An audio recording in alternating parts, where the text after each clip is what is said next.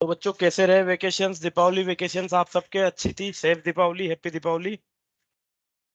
Happy Diwali Yes, sir. sir. जी very good, happy Yes, Deepawali sir. All of you. Thank you. तो homework तो आपको मिला नहीं था actually, but I hope yes आप सर। थोड़ा बहुत इंगेज रहे होंगे। काफी ज्यादा दिन हो गए, आई थिंक 8 से 9 दिन हो गए, ऑलमोस्ट 9 से भी ज्यादा दिन हो गए। Yes, sir. चलिए, स्कूल्स भी ओपन हो गए होंगे आई थिंक अब तो सभी के। Yes, sir. Yes sir. हाँ हो गए होंगे स्कूल्स भी अब तो। चलिए अब तो वापस से विंटर वेकेशंस लगेंगे आपके। मीनवाइल आपको लगभग 1.5 महीने पढ़ना है, तो फिलहाल हम 1.5 महीने अब फोकस करते हैं स्टडीज पे, है ना। आप ईयरली एग्जाम्स हो गए क्या बच्चा आपके, या आप No, yearly sir. Exams? No. Yes, sir. कब कब शेड्यूल रहते हैं? आई थिंक दीपावली के बाद ही होते हैं। सर विंटर, नॉर्मली नवंबर में होते हैं, हमारे दिसंबर में करेंगे कोविड की वजह से। जी जी जी दिसंबर। चलिए ठीक है वो तो खैर। तो बच्चों अगर हम बात कर रहे हैं तो हम बात कर रहे थे न्यूटन्स लॉज ऑफ मोशन की, और यहाँ पे हम न्यूटन का फर्स्ट लॉ हमने पढ़ लिया, लॉ ऑफ इनर्शिया भी जिसे हम कहते हैं। न्यूटन का सेकेंड लॉ की भी हमने बात की कि जो एक्सटर्नल फोर्स होता है किसी भी बॉडी पे, it is directly proportional to rate of change of linear momentum. ठीक है बच्चों, और इसी पे बेस हमने कुछ क्वांटिटी, एक मोमेंटम क्वांटिटी सीखी, एक इम्पल्स क्वांटिटी सीखी, और इनके बीच में एक सिंपल सा रिलेशन देखा कि impulse is equals to force into time and it is equals to change in momentum. मैं रीराइट कर देता हूं बच्चों, रिकॉल कर लेते हैं थोड़ा कि ब्रेक से पहले या छुट्टियों से पहले हम क्या पढ़ के गए थे। हम पढ़ के गए थे इम्पल्स के बारे में, that is F into delta T and it is equals to change in momentum. अब इस रिलेशन पे बेस्ड कुछ क्वेश्चंस हमने किए थे बच्चों। किस टाइप के क्वेश्चंस किए थे? टाइप्स ऑफ क्वेश्चन की बात करें तो यहाँ पे हमने बात की थी कि अगर हमें इक्वेशन दे दी जाए, फोर्स की टाइम डिपेंडेंट इक्वेशन दे दी जाए, तो इक्वेशन बेस्ड क्वेश्चन हमने किए थे। इक्वेशन बेस्ड क्वेश्चन में हमने देखा था कि अगर, या फिर हम बात करें कि मोमेंटम की टाइम डिपेंडेंट इक्वेशन दे दी हमें, और मोमेंटम की इक्वेशन का डिफरेंशिएट करूंगा तो delta P by delta T मेरा फोर्स होता था। तो उस इक्वेशन का डिफरेंशिएट करके मुझे क्या मिल जाता था? फोर्स मिल जाता था। या फिर इंटीग्रेट कर देता था, फोर्स का टाइम डिपेंडेंट फंक्शन मिल गया, उसका इंटीग्रेट करके मुझे इंपल्स मिल जाएगा, चेंज इन मोमेंटम मिल जाएगा। तो इक्वेशन बेस्ड क्वेश्चन हम ऑलरेडी कर चुके हैं बच्चों, हाँ या ना? Yes, sir. Equation based question हम यहाँ पे कर चुके हैं। ये कुछ इस तरीके से, एक ये क्वेश्चन किया था हमने इंटीग्रेशन और डिफरेंशिएशन, दोनों टाइप के क्वेश्चंस हम करके वैल्यू फाइंड आउट कर लेते थे। नेक्स्ट हमने किए बच्चों graph based question.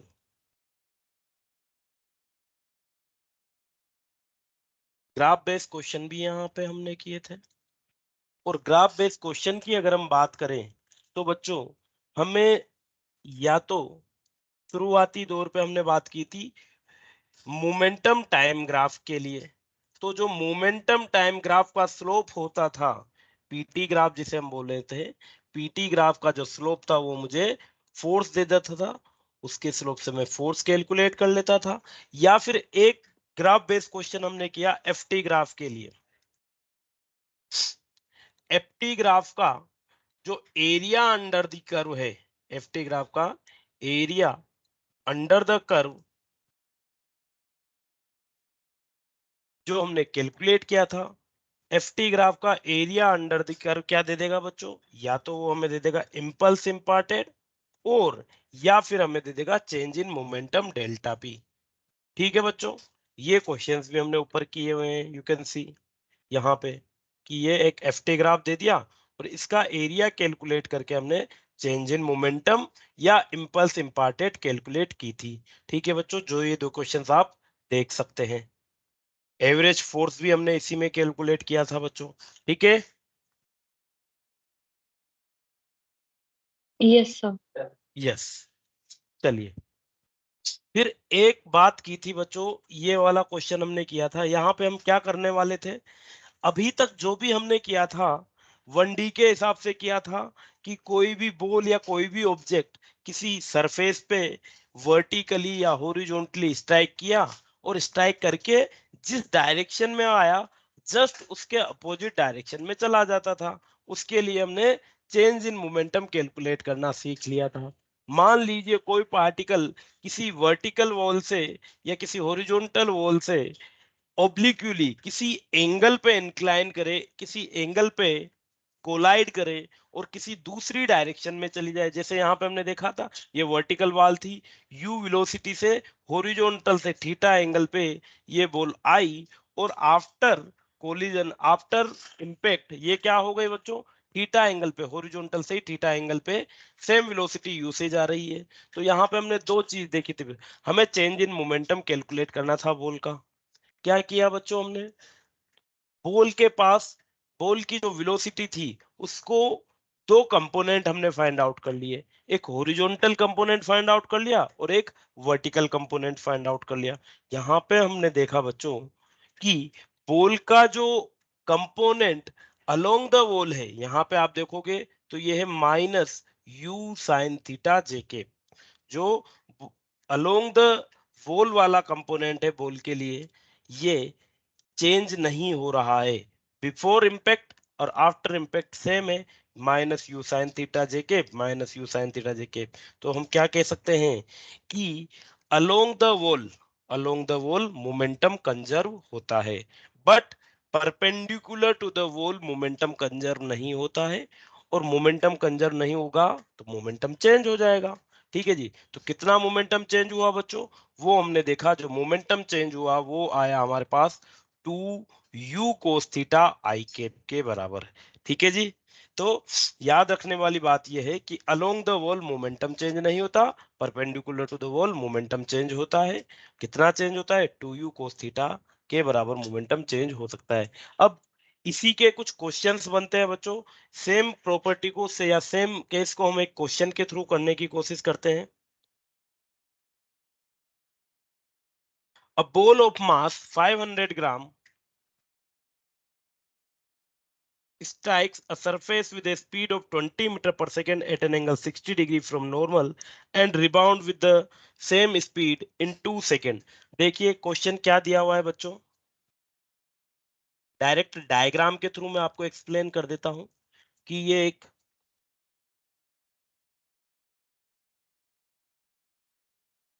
Vertical wall है,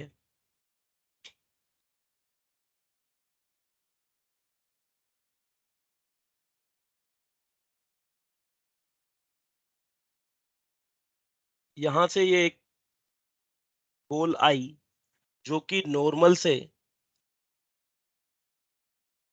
60 डिग्री के एंगल पे 20 मीटर पर सेकंड की स्पीड से आ रही है, और आफ्टर कोलिजन यहाँ पे इससे रिबाउंड होके वापस से 60 डिग्री के एंगल पे ही सेम स्पीड से जा रही है।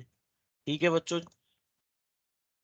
20 की स्पीड से आई, 20 की स्पीड से जा रही है, जिस एंगल पे आई थी उसी एंगल पे वापस भी जा रही है। If the if time of contact is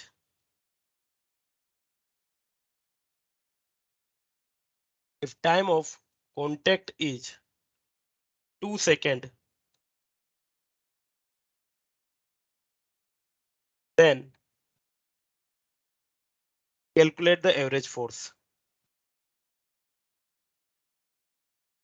calculate the average force।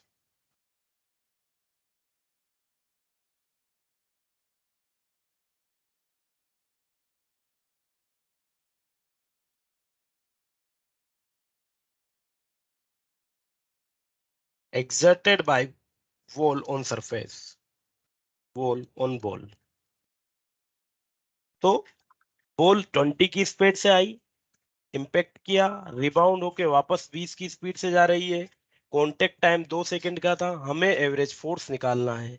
बच्चों एवरेज फोर्स की अगर हम बात करें तो जो एवरेज फोर्स होता है हमारे पास, it is total change in momentum upon total time, yes or no?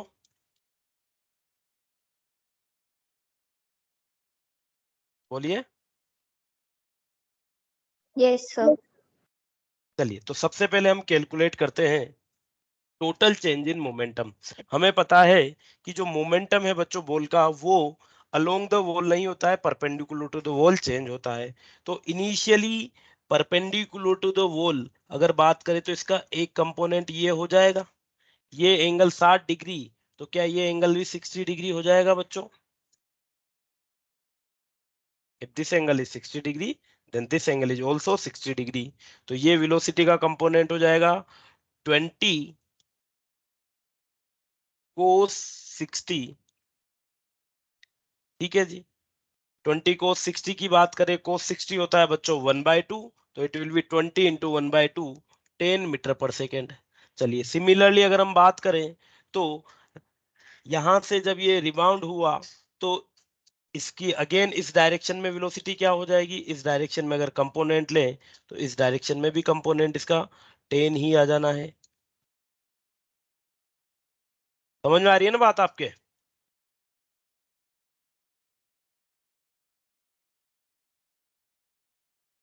बच्चों अगर समझ में नहीं आ रही है तो मैं रिपीट कर देता हूं बात।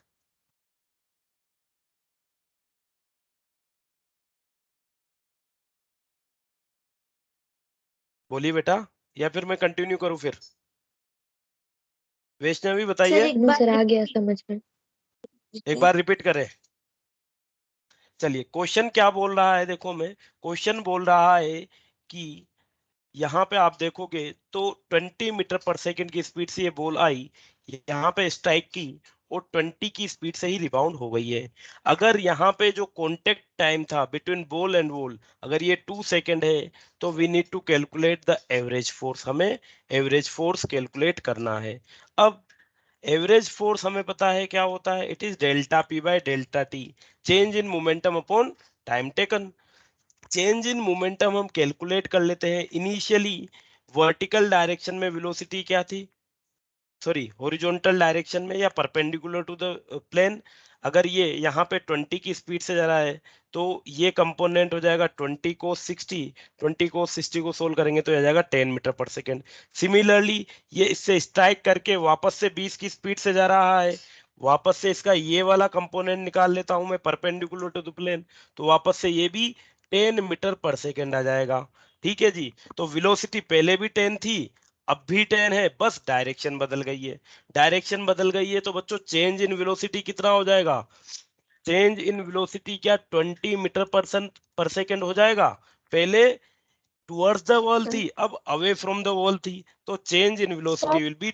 हाँ बोलिए बेटा। ये -10 मीटर पर सेकेंड होना चाहिए था। बिल्कुल माइनस बोल दीजिए, अगर इस डायरेक्शन को पॉजिटिव बोलोगे आप तो ये वाली डायरेक्शन नेगेटिव हो जाएगी। अगर इस वाली डायरेक्शन को पॉजिटिव बोल रहे तो ये +10 और ये -10 हो जाएगी बेटा। अब इनका चेंज देखोगे तो क्या 20 आ जाएगा, यस सर। यस। ये change in velocity 20 metre per second आ गया। अब अगर हम बात करें momentum, change in momentum it is m into delta V. Mass आपको दिया हुआ है बच्चों 500 ग्राम, 500 ग्राम होता है 1/2 kg इंटू 20, तो ये हो जाएगा 10 kg मीटर पर सेकेंड। तो चेंज इन मोमेंटम हमें मिल गया है 10 kg मीटर पर सेकेंड, और चेंज इन मोमेंटम हमें मिल गया, तो एवरेज फोर्स हम निकाल देते हैं। E F average will be equals to 10 upon time कितना दिया हुआ है बच्चों, 2 सेकेंड। 2 सेकेंड, तो 10 upon 2 it will be 5 newton. Then इसका मतलब क्या आ गया कि the wall exerts a force of 5 newton on the ball. ठीक है बच्चों, यस सर। वेरी ठीक है। चलिए नेक्स्ट बच्चों एक और क्वेश्चन हम करते हैं अब यहाँ पे बुलेट गन को क्वेश्चन। ठीक है जी। क्वेश्चन देखिए, इसका क्वेश्चन किस तरीके से बनता है। A bullet of mass 30 gram, a bullet of mass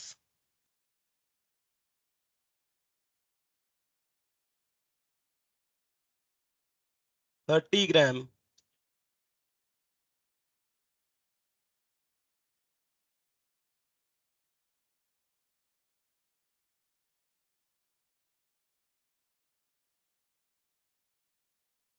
with speed, bullet of mass 30 gram with speed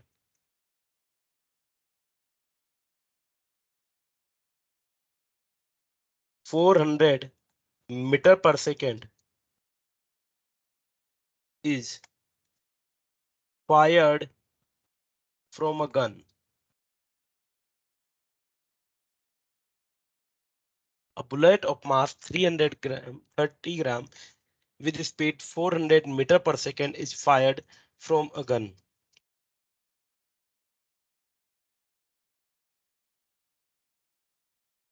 एक सेकंड बच्चों, क्वेश्चन थोड़ा सा मिस है.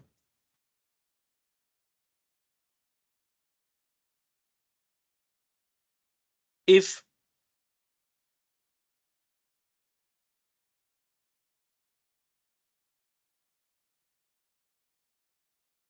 if 10 bullets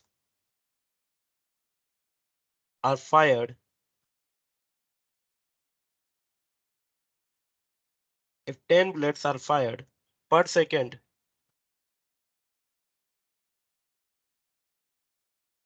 10 bullets are fired per second, then find out the force exerted by bullet. Then find out the force. Find out the force exerted by bullets on gun. Question पढ़िए बच्चों कि bullet दी हुई है. देखो, I think आप ये सब difference जानते होंगे कि गन और बुलेट क्या चीज है. गन वो एक पूरा इक्विपमेंट हो गया जिसके थ्रू बुलेट इमर्ज आउट होती है. ठीक है जी, पता है आपको ये सिस्टम बुक्स वगैरह में है ना. ठीक है ना. तो बुलेट एक तरीके से बंदूक की गोली हो गई. ठीक है. तो उसका वेट लगभग 30 ग्राम हमें दे रखा है. बुलेट का मास 30 ग्राम है. और ये जो गन से बाहर आ रही है किस स्पीड से आ रही है, 400 मीटर पर सेकंड की स्पीड से बाहर आ रही है. और जिस गन से ये बुलेट बाहर आ रही है किस स्पीड से है बच्चों, 10 बुलेट्स पर सेकंड बाहर निकल रही है. कि वो जो गन है 10 बुलेट्स हर एक सेकंड में 10 बुलेट्स को एग्जिट कर रही है. We need to calculate the force exerted by bullet on the gun. अब देखो बच्चों, फोर्स के बारे में अभी तक जो भी हम बात कर रहे थे वही कर रहे थे. M delta V by delta T के बारे में हम ये बात करते आ रहे हैं. इस टाइप के क्वेश्चंस हमें बहुत सारे मिल जाएंगे. इस टाइप के क्वेश्चंस हम कैसे सोल्व करेंगे, देखो इसके लिए सिंपल सा जो फॉर्मूला हमारा लग जाएगा वो हो जाएगा N delta P by delta T. क्या हो जाएगा ये, N delta P by delta T. The force exerted by bullets on gun is N delta P by delta T. N क्या है बच्चों, N is number of bullets fired per second. Next अगर हम बात करें delta P is change in momentum of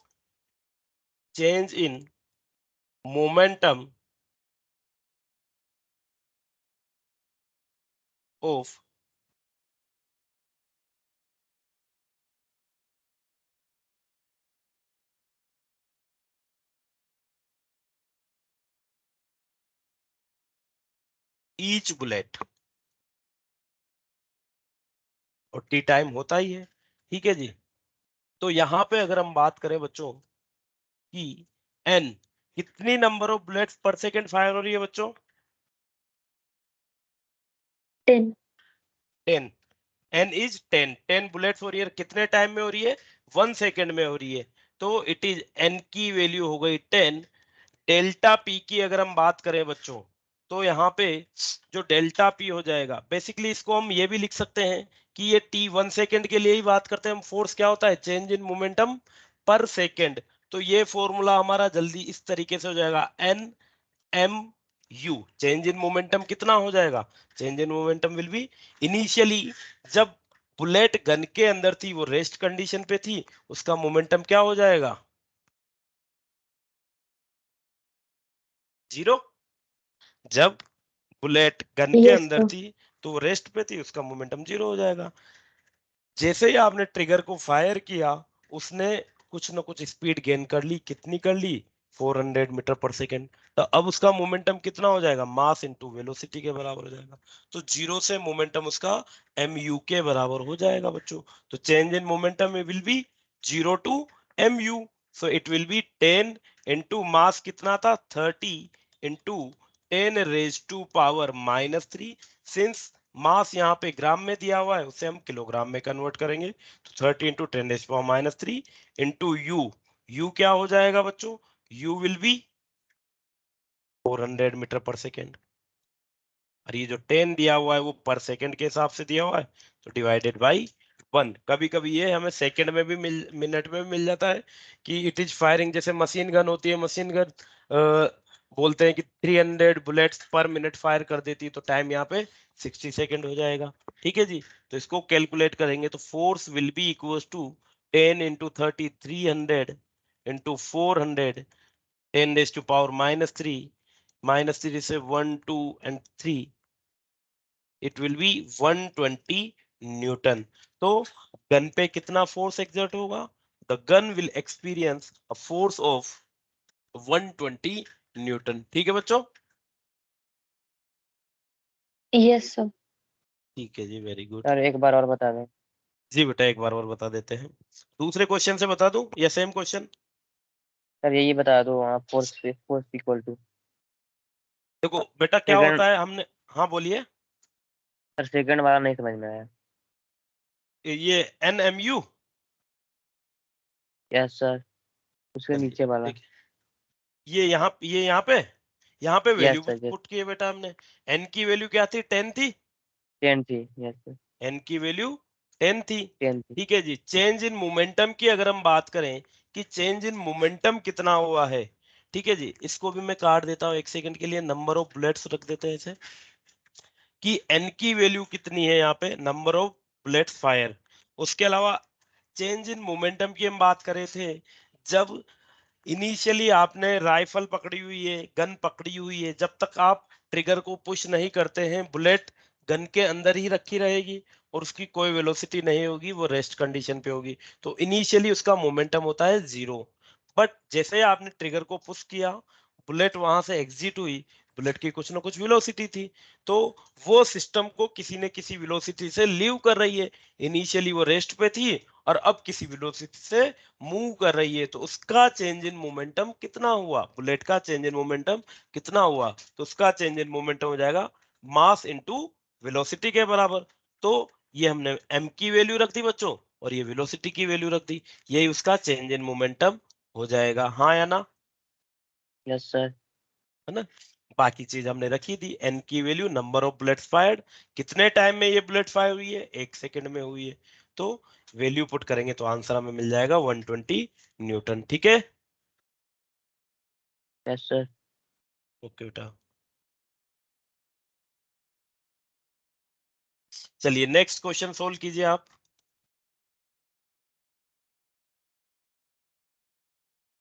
अब हमें दिया हुआ है mass of bullet is 35 gram. A gun fires a bullet of mass 35 gram with speed 400 meter per second at rate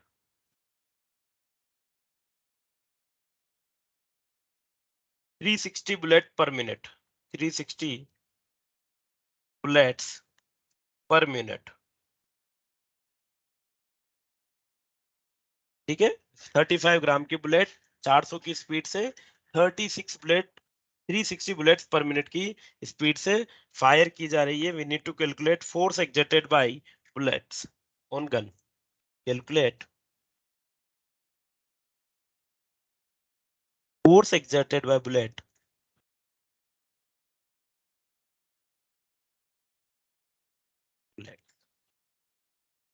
बताइए बच्चों।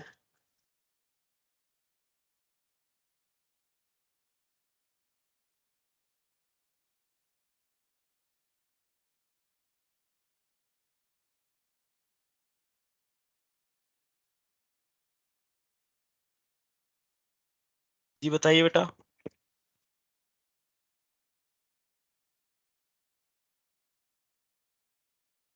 Sir, is it 21 Newton? 21 Newton, no बेटा। तो 84 Newton. 84 Newton, yes, the answer is 84 Newton.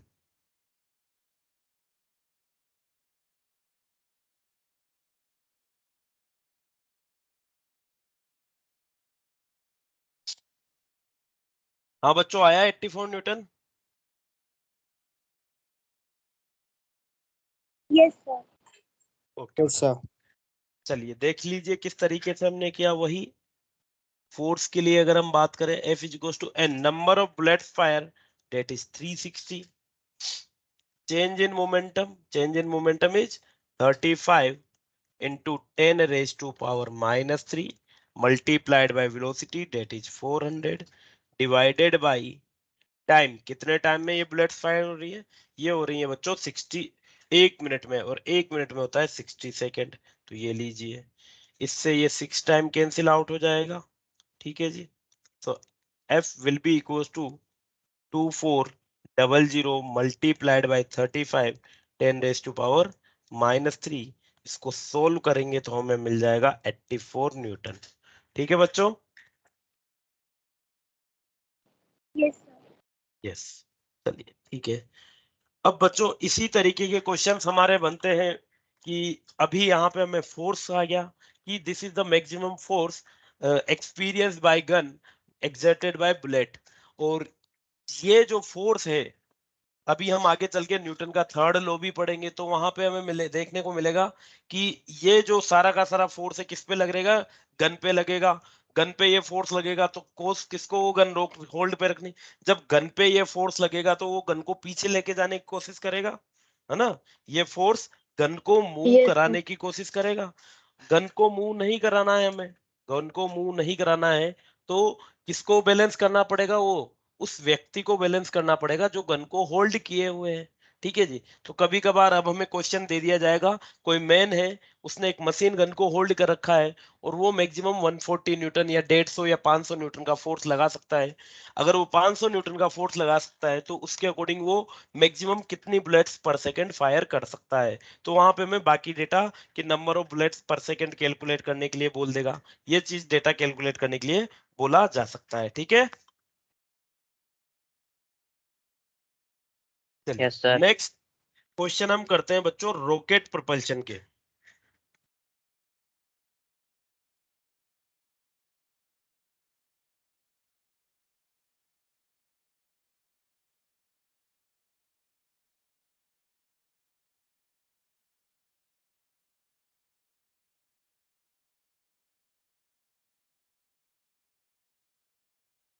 बच्चों जब हमने force को define किया था तो हमने बात की थी कि it is rate of change of linear momentum. थोड़ा सा मैं स्क्रॉल अप करूंगा और रिवाइज कर लेते हैं थोड़ा सा कि फोर्स के लिए ये चीज हमने डिफाइन की थी।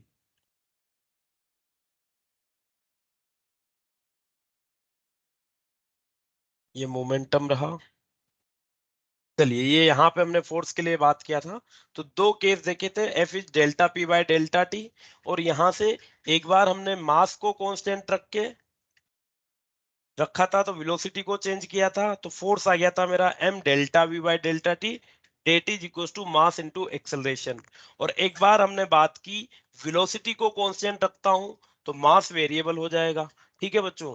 तो अभी तक जो भी हम क्वेश्चन करते आ रहे थे इस वाले पार्ट के करते आ रहे थे जहां पे मास कांस्टेंट होता था। जो रॉकेट प्रोपल्शन होता है बच्चों, उसमें ये अब सेकंड वाला पार्ट हमारे यूज आएगा, जहां पे हमारा मास कांस्टेंट रखते हैं, सॉरी वेलोसिटी कांस्टेंट रखते हैं, मास को चेंज कराया जाता है।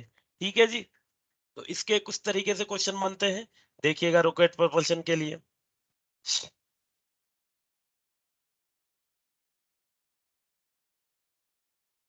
रॉकेट प्रोपल्शन में अगर हम बात करें बच्चों तो ये कुछ इस तरीके से होता है, जैसे मान लीजिए ये हमारा रॉकेट हो गया एक।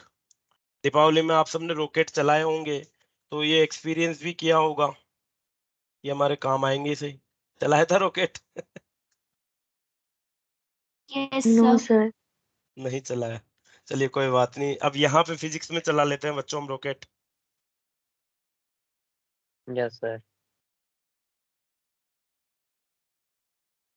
एक सेकेंड।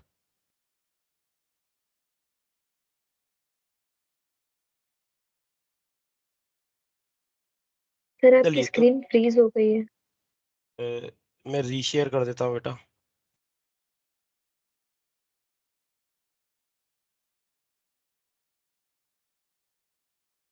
अब विजिबल है बच्चों? Yes sir. ठीक है बेटा।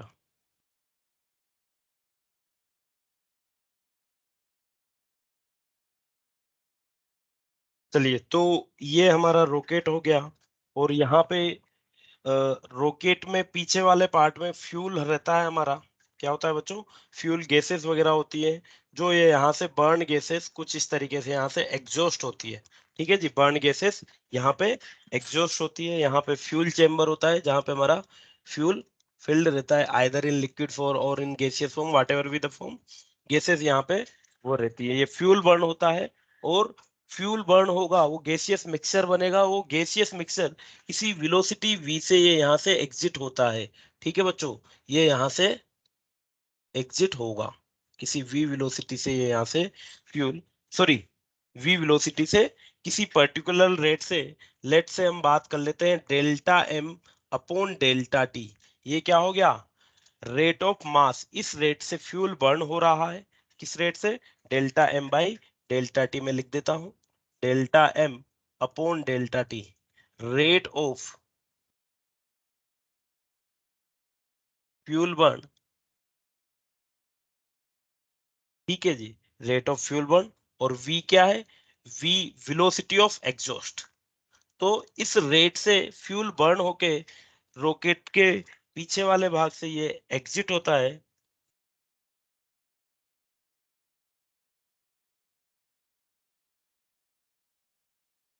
This is velocity of exhaust. तो जब ये गैसेस पीछे की तरफ निकलेंगी बच्चों, बाहर की तरफ निकलेंगी, तो इस पे जो फोर्स लगेगा वो लगेगा आगे की तरफ, जिसे हम बोलते हैं थ्रस्ट। क्या बोलेंगे बच्चों से? थ्रस्ट। तो अगर ये गैसेस पीछे की तरफ निकल रही हैं, तो इस पे एक थ्रस्ट फोर्स लगेगा। थ्रस्ट बेसिकली फोर्स ही होता है, तो हम उसे बोल देते हैं कि इस पे एक थ्रस्ट एक्ट करेगा। और ये जो थ्रस्ट होगा वो कितना हो जाएगा बच्चों? This thrust will be equal to v into delta m upon delta t। कितना थ्रस्ट फोर्स ऊपर की तरफ लगेगा बच्चों इस पे? इसको भी मैं f ही नाम दे देता हूं कि thrust f acting on the rocket will be equals to v into delta m upon delta t। ठीक है बच्चों। अब यहाँ पे हमने इस फ्यूल को बर्न करवाया है, किसी रेट से बर्न करवा रहे हैं, ये एग्जॉस्ट भी हो रहा है। यहाँ पे मान लीजिए रॉकेट के अंदर हमने कुछ सैटेलाइट रखे हुए हैं। रॉकेट बेसिकली क्या काम करता है? सैटेलाइट वगैरह को लॉन्च करने का काम कर देता है। तो मान लीजिए यहाँ पे कोई एम मास का कुछ वेट यहाँ पे है, कैपिटल एम मास का वेट यहाँ पे है। तो बच्चों जब ये ग्राउंड पे था या नियर द सरफेस था, तो इसका वेट भी इस पे एक्ट कर रहा होगा, हाँ या ना? Yes sir. और वेट किधर की तरफ एक्ट करता है? Vertically downward. Yes sir. Yes sir. Yes. तो इसका जो वेट है वो वेट एक्ट कर रहा है नीचे की तरफ, mg। और जो इस पे थ्रस्ट फोर्स हमने जनरेट किया है, किस वजह से आया ये थ्रस्ट फोर्स? कि ये एग्जॉस्ट गैसेस पीछे से इस रेट से बर्न होके बाहर निकल रही है, तो उसकी वजह से ये थ्रस्ट फोर्स हमें मिला। ये वेट इस पे नीचे की तरफ एक्ट कर रहा है। ठीक है जी। अब यहाँ पे दो तरीके के क्वेश्चन बनते हैं बच्चों, दो तरीके के केस बन जाते हैं। केस वन, केस वन है if rocket is accelerating upward. अगर रॉकेट एक्सेलरेटिंग अपवर्ड, तो उस केस में क्या हो जाएगा बच्चों? देखो यहाँ पे ऊपर की तरफ F फोर्स एक्ट कर रहा है, नीचे mg एक्ट कर रहा है। अगर मैं बात करूं कि नेट फोर्स कि रॉकेट पे नेट फोर्स कितना एक्ट कर रहा होगा, क्या वो F माइनस एम जी के बराबर हो जाएगा, दिस थ्रस्ट फोर्स माइनस इसका wait, yes or no? Yes, sir. और ये जो नेट फोर्स होता है इसकी वजह से ये क्या करेगा, ये रॉकेट ऊपर की तरफ किसी ए एक्सेलरेशन से एक्सेलरेट करेगा और वो हो जाएगा m इंटू ए। तो यहां से इस रॉकेट का हम एक्सेलरेशन इनिशियली एक्सेलरेशन कैलकुलेट कर सकते हैं। ठीक है, समझ में आई बात? Yes, sir. Yes, very good. ठीक है जी, तो यहां से हम एक्सेलरेशन कैलकुलेट कर सकते हैं। नेक्स्ट अगर हम बात करें, सेकंड केस बनता है बच्चों, दोनों के क्वेश्चन अभी हम करने वाले हैं। ठीक है जी, सेकंड केस भी हम स्टडी कर लेते हैं, पढ़ लेते हैं। ठीक है, if rocket is moving with constant velocity, if rocket is moving with constant velocity,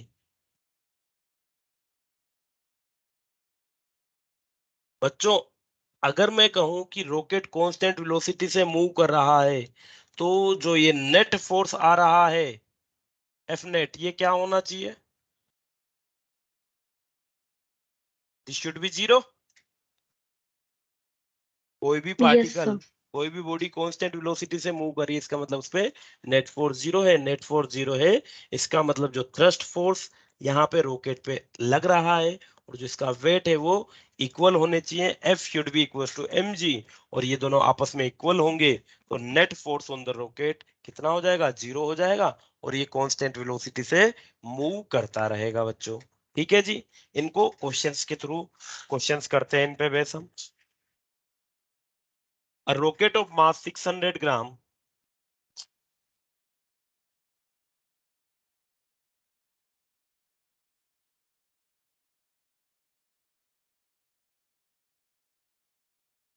a rocket of mass 600 gram, sorry 600 kg, कुछ ज्यादा ही छोटा रॉकेट ले लिया था मैंने, is set for vertical fire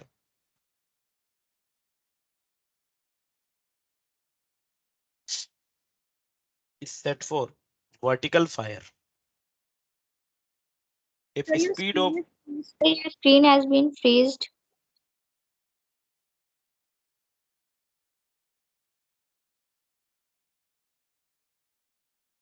चलिए अब विजिबल है बच्चों properly? Yes, sir. Okay, if the speed of exhaust gases, speed of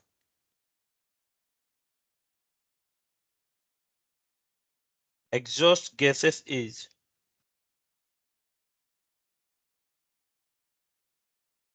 1000 meter per second, how much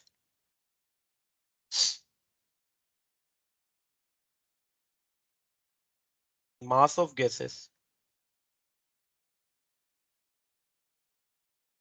how much mass of gases exhaust per second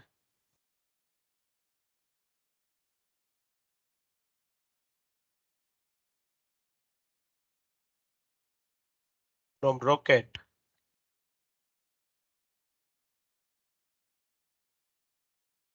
if rocket is moving with constant velocity, if rocket is moving with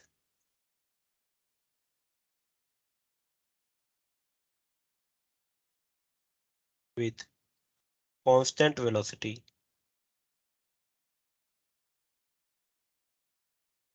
तो 600 kilogram का rocket है, vertical fire पे हमने set किया है, exhaust gases की जो speed है वो 1000 मीटर पर सेकेंड है, हमें रेट ऑफ या मास फ्लो रेट निकालनी है जिससे वो एग्जॉस्ट हो रहा है if rocket is moving with constant velocity.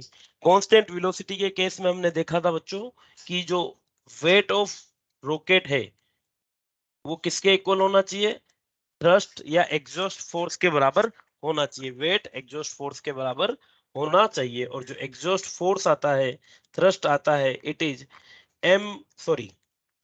Velocity into delta m by delta t होता है। यहाँ पे हमें वही कैलकुलेट करना है, mass of gases exhaust per second, delta m by delta t ही कैलकुलेट करना है। तो v delta m by delta t will be equals to mg, और ये हो जाएगा बच्चों delta m upon delta t equals to mg upon v के बराबर। यहां से अगर हम वैल्यू पुट करें, m की वैल्यू हमें दे रखी है 600 ग्राम, g की वैल्यू हो जाएगी 10 divided by v, that is 1000, 1 2 3, और ये आ जाएगा हमारे पास 6 kg पर सेकेंड। तो किस रेट से गैस एग्जॉस्ट हो रही है? Gases are exhausted at rate 6 kg per second. ठीक है बच्चों,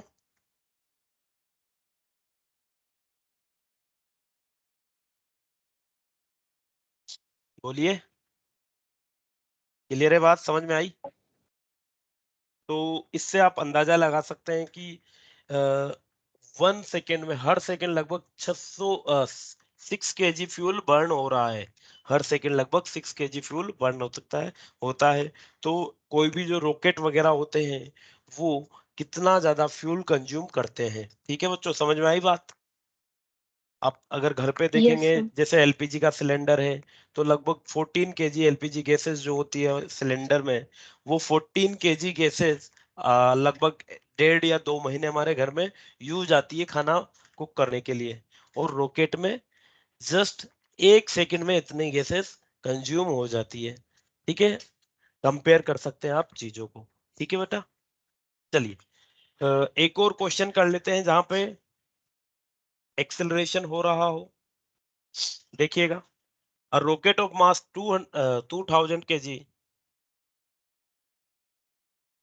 क्वेश्चन नोट कर लिया बच्चों ये? Yes sir. यस बेटा सर। नेक्स्ट क्वेश्चन देखिए, a rocket of mass 2000 kg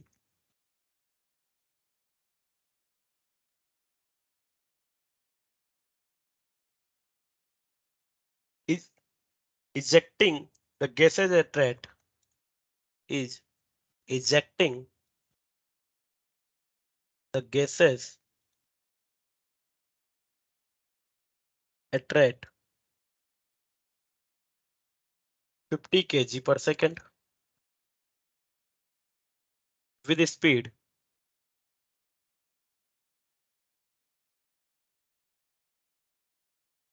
20 metre per second. तो इस रेट से 20 मीटर पर सेकेंड की स्पीड से गैसेस को इजेक्ट कर रहा है in a gravity free space, in a gravity free space. Calculate the acceleration of rocket after 20 seconds of firing. चलिए हमें जस्ट एक्सीलरेशन कैलकुलेट करना है। Calculate the acceleration of rocket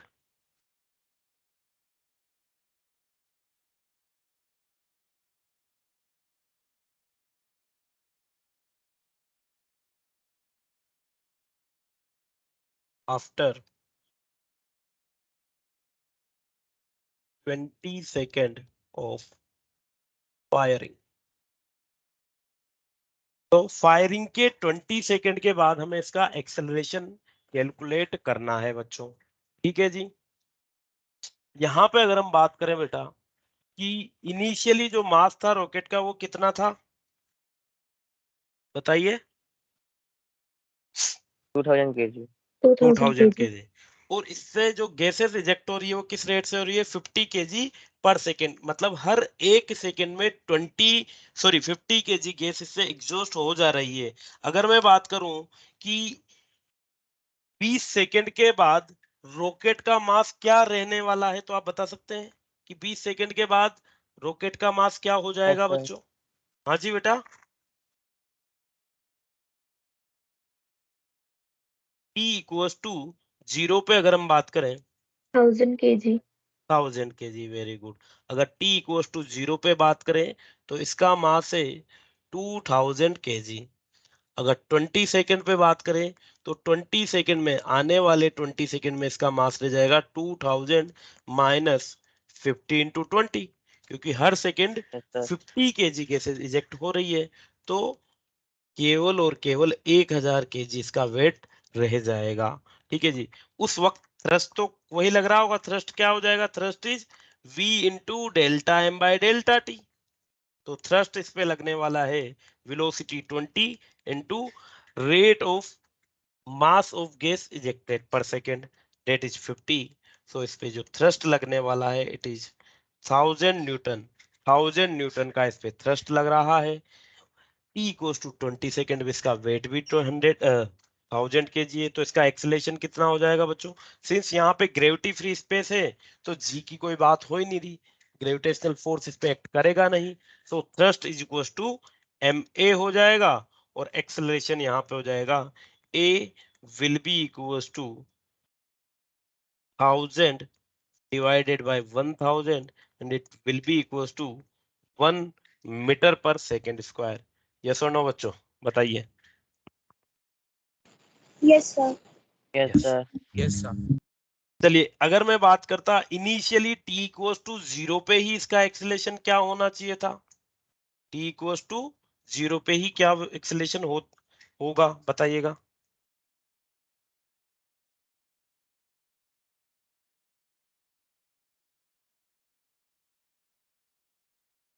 sir 2 metre पर second 2 square. Metre per second square.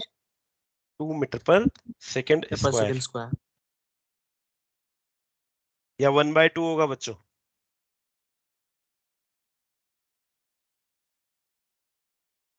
Sir 2 होगा। हाँ जी, तो 1/2 आया है किसके, किसी बच्चे के 1/2 आया है।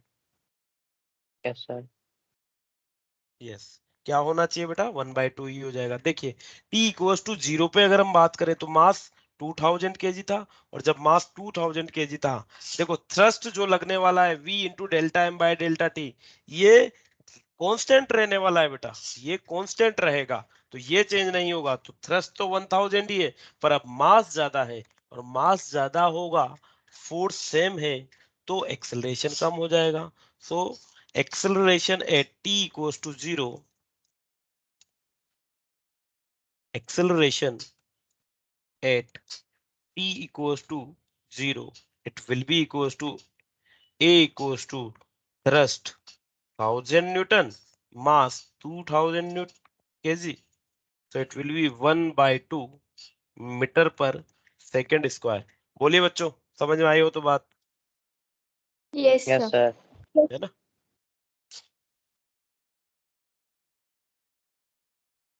चलिए, तो क्या हम कह सकते हैं धीरे धीरे जैसे जैसे मास कम हो रहा है इसका एक्सेलरेशन बढ़ रहा है ना, जैसे जैसे टाइम पास हो रहा है इसका एक्सेलरेशन इंक्रीज हो रहा है। तो इसी तरीके की हमें यहाँ पे प्रॉब्लम्स मिलने वाली है इसके लिए, रॉकेट प्रोपल्शन की। बच्चों नेक्स्ट टॉपिक है हमारा अब application of Newton second law of motion.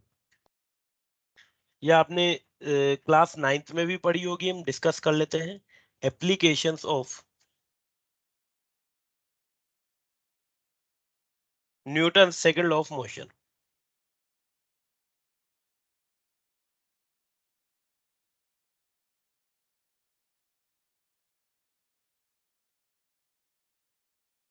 Newton second law of motion में हमने सीखा बच्चों कि जो फोर्स लगता है it is delta P by delta T, जिसे हम कहते हैं rate of change of linear momentum.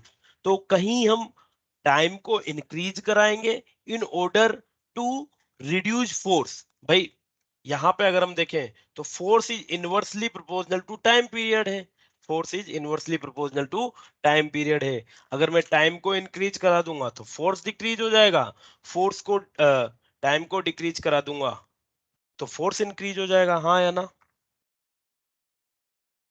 Yes sir है ना, इनवर्सली प्रोपोर्शनल है तो ये हो जाएगा। देखो अब इसके क्या क्या एप्लीकेशन है। First, cricket player lowers his hand while catching a ball. ठीक है जी, जो क्रिकेट प्लेयर होता है वो अपने हैंड्स को, क्रिकेट वगैरह आप प्ले करते होंगे बच्चों, खेलते हैं, यस सर। तो भाई फील्डिंग विल्डिंग करते हो या सिर्फ बैटिंग करते हो? दोनों करते हैं। दोनों करते हो। विकेट कीपिंग भी करते हो? Yes sir. यस। तो देखिए क्या होता है।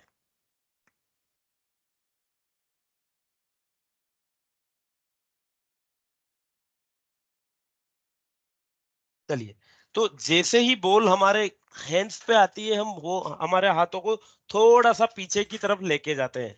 जैसे ही बॉल हमारे हाथ में आई, बॉल के साथ हम अपने हाथों को भी पीछे की तरफ लेके जाते हैं। अब इस पूरी प्रोसेस में क्या हुआ? इस पूरी प्रोसेस में ये हुआ है बेटा कि जो बॉल की इनिशियली वेलोसिटी थी, किसी v वेलोसिटी से, मान लीजिए बॉल हमारे हैंड्स पे आई, उस v वेलोसिटी को हमें कैच करके, बॉल को कैच करके क्या करना है? v वेलोसिटी को जीरो करना है, मतलब उसके मोमेंटम को जीरो करना है।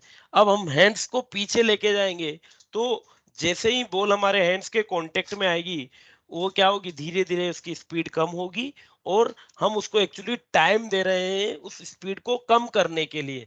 जैसे ही हम हाथों को थोड़ा सा पीछे लेके जाएंगे, हम बॉल को टाइम दे रहे हैं कुछ टाइम में, जिसमें वो वेलोसिटी v से जीरो हो जाए। और इस पूरी प्रोसेस में क्या हुआ? जैसे ही जो बॉल का मोमेंटम था m इंटू वी, उसको हमने रिड्यूस करके कितना कर दिया? जीरो कर दिया। इस पूरी प्रोसेस में वो की वही बात है बच्चों, F is equal to delta P by delta T. जो मोमेंटम था m इंटू वी, उसको हमने जीरो कर दिया। कैसे किया? वो हाथों को पीछे ले जाके, हाथों को पीछे ले गए, इससे क्या हो गया? जो उसको मोमेंटम को रिड्यूस किसी इनिशियल वैल्यू mv से जीरो तक करने की जो प्रोसेस है, वो क्या हो गई? बढ़ गई। उस प्रोसेस की टाइमिंग बढ़ गई। और अगर यहाँ पे टाइमिंग हमने बढ़ा दी, डेल्टा टी को बढ़ा दिया, तो बच्चों फोर्स क्या होगा? बढ़ेगा या घटेगा? घटेगा। फोर्स घट जाएगा। घटेगा। और अगर फोर्स घट गया, तो उस बॉल की वजह से हमारे हाथों पे जो फोर्स एक्सर्ट होने वाला है, वो क्या हो जाएगा? रिड्यूस हो जाएगा, और हमें चोट नहीं लगेगी, हमें हर्ट नहीं होगा। ठीक है बच्चों, समझ में आई बात? Yes sir. Very good. तो जब भी अब नेक्स्ट टाइम आप क्रिकेट खेलें या कोई भी गेम खेलें जहां पे आपको बॉल को फास्ट मूविंग बॉल को रोकना है, एक इंस्टेंटली रोकना, और एक हैंड्स को लोअर करते हुए रोकने की कोशिश करेंगे, तो हमें कम जर्क महसूस होगा। ठीक है बच्चों। नेक्स्ट अगर हम बात करते, देखो यहाँ पे मैं लिख दे देता हूँ कि इस पूरी प्रोसेस में क्या होगा? डेल्टा टी इंक्रीज हो जाएगा, और डेल्टा टी इंक्रीज होगा तो फोर्स डिक्रीज हो जाएगा। Next, application of Newton second law of motion karate player के लिए। कराटे प्लेयर की बात करें, तो कराटे प्लेयर क्या करता है? पाइल्स ऑफ ब्रिक होती है, उसको सिंगल ब्लो में ब्रेक कर देता है बच्चों, है ना? अब वो क्या करता है वहां पे, अगर हम बात करें तो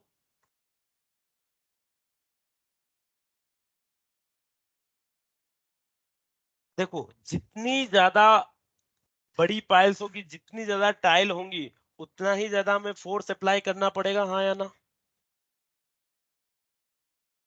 मानते हो? यस भाई सर। एक दो टाइल रखी हुई है, एक पांच टाइल रखी हुई है, तो दो टाइल तोड़ना आसान होगा, पांच टाइल को तोड़ना मुश्किल होगा। ठीक है, मेरे लिए पांच टाइल तोड़ना मुश्किल होगा, पर अगर मैं कह दूं कि जेकी चेन को मैं ले आऊं, तो जहां आप दो या चार या पांच टाइल्स तोड़ पाएंगे, वो 20 या 50 टाइल्स भी ब्रेक कर सकता है। ठीक है जी। पर वो कैसे करता है ये सब? कराटे प्लेयर होता है, वो कैसे करता है? एक्चुअली क्या होता है बच्चों, अब यहाँ पे वो फास्ट मूव, अपने हाथों को फास्ट मूव कराएगा, और जब हाथों को फास्ट मूव कराएगा, तो क्या होगा? डेल्टा टी डिक्रीज हो रहा है। बोलिए। जब fast fast yes moving sir. Hand को फास्ट मूव कराते हुए टाइल्स पे वो अप्लाई करेगा, तो जो हाथ का मूवमेंट है वो सारा का सारा टाइल्स पे जाएगा, और वो वेरी शॉर्ट टाइम पीरियड में, वो जो मोमेंटम है हैंड्स का, वो मोरी शॉर्ट टाइम पीरियड में किस पे ट्रांसफर हो रहा है? टाइल पे। और यहाँ पे क्या हो रहा है? डेल्टा टी अगर छोटा है, तो क्या हो जाएगा? फोर्स का इम्पैक्ट फोर्स ज्यादा हो इंक्रीज हो जाए। जाए, फोर्स ज्यादा हो जाएगा, और वो टाइल्स जो है वो ब्रेक हो जाएंगी। तो जितना ज्यादा आप जितना तेज वेलोसिटी से और जितने कम टाइम में आप उसको मूव कराओगे, उतनी ही जल्दी वो टाइल्स टाइल्स ब्रेक हो जाएगी। क्लियर है बात? तो Yes, sir. दोनों Yes, sir. एप्लीकेशन हमने कर लिए हैं, टाइम को इंक्रीज भी करा दिया, टाइम को डिक्रीज करा दिया। ठीक है जी। अच्छा, नेक्स्ट एप्लीकेशन की अगर हम बात करें बच्चों, हाई जंप इवेंट वगैरह आपने देखे होंगे, परफॉर्म किए होंगे। तो हाई जंप इवेंट में क्या होता है, जो प्लेयर होता है खुद को एक सैंड वाले बेड पे लैंड कराता है। एक्चुअली क्या होता है, वो खुद एक भग के आता है, भग के आएगा तो उसका कुछ ना कुछ मोमेंटम होगा। और अगर मैं किसी हार्ड फ्लोर पे जंप करूंगा तो हार्ड फ्लोर पे क्या होगा, जैसे ही मेरी बॉडी का जो मूवमेंट है वो उस फ्लोर पे टकराएगा, उस फ्लोर पे टकराने के बाद मोमेंटम पूरा का पूरा जीरो होना है, पूरा का पूरा मोमेंटम जीरो होगा, मुझे हर्ट होगा। ठीक है जी। कम टाइम में अगर मैं मोमेंटम को जीरो पे रिड्यूस कर दूंगा तो फोर्स रहेगा ज्यादा, इम्पैक्ट ज्यादा होगा। बट अगर मैं बात करूं सैंड बेड पे, तो सैंड बेड पे मैं क्या करूंगा, थोड़ा सा सैंड के अंदर धसूंगा, हाँ या ना, Yes, sir. या Yes, क्वेश्चन बेड sir. हो गया, क्वेश्चन बेड में मैं धस जाऊंगा, जैसे ही मैं मूविंग बॉडी को उस पर लैंड कराऊंगा उसमें इंप्रेस होगी, अंदर की तरफ जाएगी। तो उससे क्या होगा, जो मेरा मोमेंटम है वो रिड्यूस तो हो रहा है जीरो में, जीरो तक रिड्यूस तो होगा, पर जीरो तक रिड्यूस होने में वो ज्यादा टाइम ले रहा है। और अगर टाइम ज्यादा ले रहा है मोमेंटम को जीरो तक रिड्यूस होने में, तो बच्चों फोर्स बढ़ेगा या घट जाएगा, घटेगा। घटेगा। और फोर्स घट घटेगा। जाएगा तो बॉडी हर्ट नहीं होगी। ठीक है बच्चों। Yes, sir. Yes, Yes, sir. और sir. भी इसके एग्जांपल है बच्चों, शॉकर्स प्रोवाइडेड इन ऑटोमोबाइल। ठीक है जी। उसके अलावा athletes are advise to come to stop slowly after finishing the fast race. तो ये सब क्या हो गए, Newton's second law of motion के एप्लीकेशन हो गए, जहां पे बेसिकली हमें क्या करना है, अगर फोर्स को कम करना है तो टाइम को बढ़ाना है, फोर्स को बढ़ाना है तो टाइम को कम करना है। ठीक है बच्चों, समझ में आ गई बात? Yes, sir. Yes. Yes, sir. So this is all about Newton's second law of motion. Now we will study Newton's third law of motion. Newton का थर्ड नियम क्या कहता है बच्चों, जो बेसिक सा स्टेटमेंट है for Newton's third law of motion, that to every action there is an equal and opposite reaction. To every action there is an equal and opposite reaction. हम स्टेटमेंट को नोट डाउन कर लेते हैं और फिर इसको समझते हैं। Newton's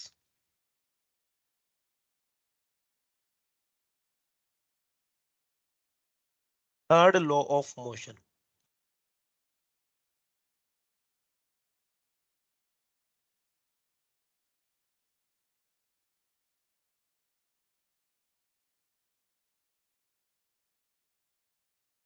To every action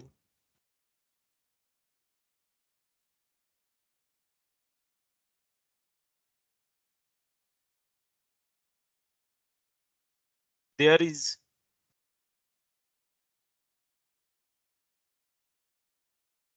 an equal and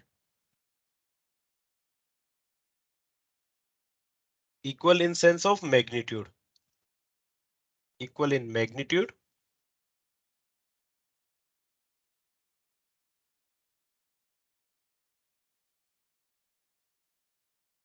equal and opposite reaction, opposite in direction।